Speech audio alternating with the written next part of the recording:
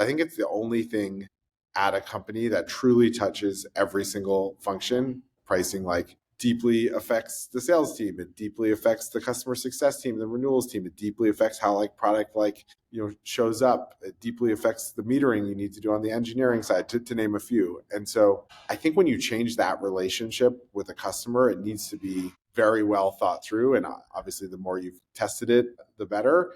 But I think the reason it was reactive was like we really only felt like we could make these changes every couple of years.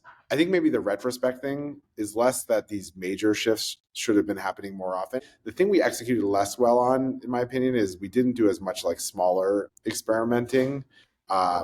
Which it was so hard to like go launch an experiment and figure out how we were gonna like gate it. Like the kind of core metered stuff was really heavy, and even the sales stuff was pretty heavy to go do experiments on. So yeah, I felt like we were sometimes showing up to the big pricing change every 2 years, like not knowing quite as much what would happen in the field. Maybe. In retrospect, do you think the experimentation would have unlocked a material ARR growth if you had experimented more frequently? For sure, and I think in particular, it it would have been like more of like the slope of the lines